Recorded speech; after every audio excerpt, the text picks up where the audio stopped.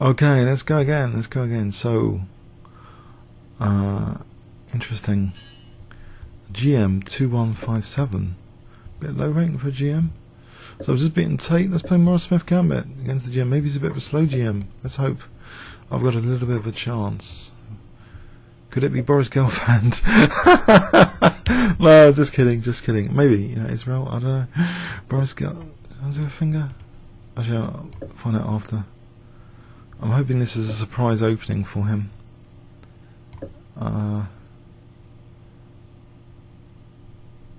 Okay, knight e4, maybe bishop f7. He's a bit confused. I hope bishop g4, queen b3, that'd be fun. He's played it. Could this be an interesting opportunity?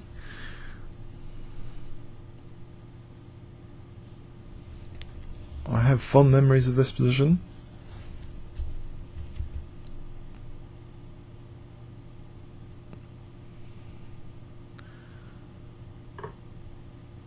Okay, I can take on f7. It looks fairly diabolical if I take on f7. Isn't it better than take on b7? Move his king. Check. It's a horrible place. Now queen b7. We'll just take on f3. Now the rule of having an advantage that I've been speaking about is to avoid counterplay. So how do I minimise counterplay? Queen b7, queen c7, is there a bit of counterplay? Surely after queen a8, tons of counterplay. If I play queen e6, is there any advantage to just g takes? If knight d4, queen a4, I've got queen b6, I've got queen d5, maybe e5, and knight d5 to follow. Putting the king on a dark square would be seemingly logical. He has got knight d4 after. But the dark square idea, I think, still is useful. Check. Because queen c4 is an example. Also there's knight b5. Why not just knight b5? Oh, now just let his king find parking spot. Okay. Start panicking. If I cancel here, alright, let's just try and reduce counterplay. How?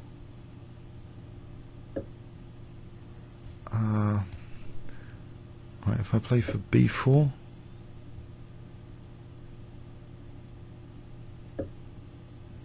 okay, I seem to be giving him play at the moment successfully.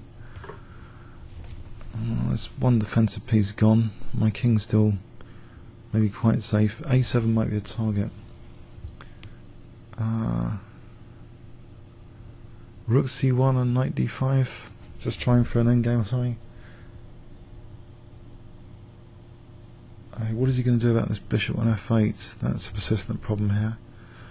So rook c1. Okay, if I take queen e5, what about f5 just to try to shut down his bishop on f8? That's a counterplay reduction thing. He hasn't got d5 just yet. So if I play something like even bishop g5, no, I want to keep this diagonal. I can't undermine d5 like that. So play rook f d1, then knight d5. It's got things like rook c2, rook c1, then b4. Play rook c1 and b4. I think I've got to stop d5 anyway, so I'll do this.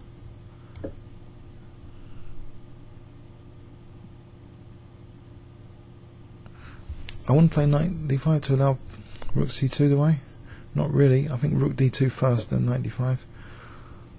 Okay, I think I'll keep the queens on here. I hope that's a good decision. We're going to find out soon, because his king's slightly vulnerable. He hasn't got any defense around it. So are we leaning on Steinitz going for the attack here rather than counterplay reduction? I don't know. It's a confusing thing.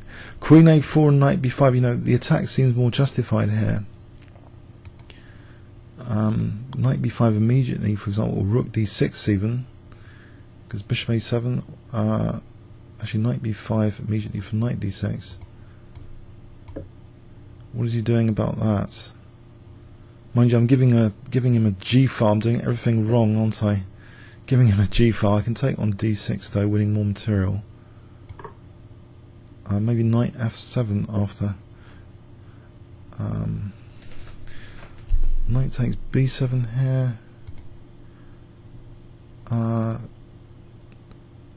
Actually, there's bishop A7 if takes the knight C8 almost. Okay, there's queen B4 or queen C3. No, queen C3 loses the queen. So yeah, I've really found a way to give him counterplay. What about queen E6? I'm losing a piece. Oh dear, knight F7. Knight F7 gives me rook D8 check. I think I'll go for that. Hope for the best. No, I've definitely given him play. So I think here it's about finding resources. Basically, like rook D8 is an important resource, surely. Rook C8, bishop A7 takes rook C8. I think rook D8 is an important resource, basically. I think I need to find resources here. So if he takes on F5, maybe take that rook. If he moves the rook, rook D8, rook C8. Is there anything clever there? Check. Maybe I can take on C8 and play rook C1, and that's kind of dangerous. Is there anything stronger? Bishop A7 for rook C8? Or if I take this knight D6 for almost queen G8? If I just move the king here, or I take rook C1, king B8, and then there's queen B6 there. That looks strong.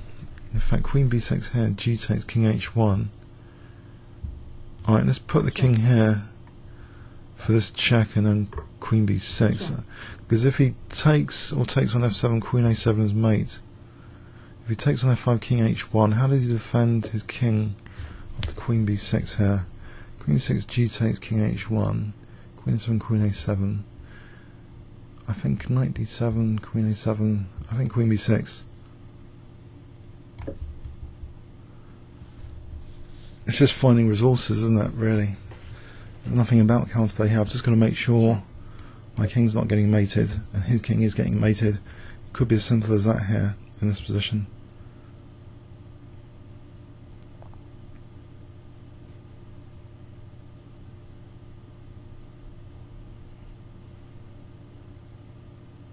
So queen F7, queen A7.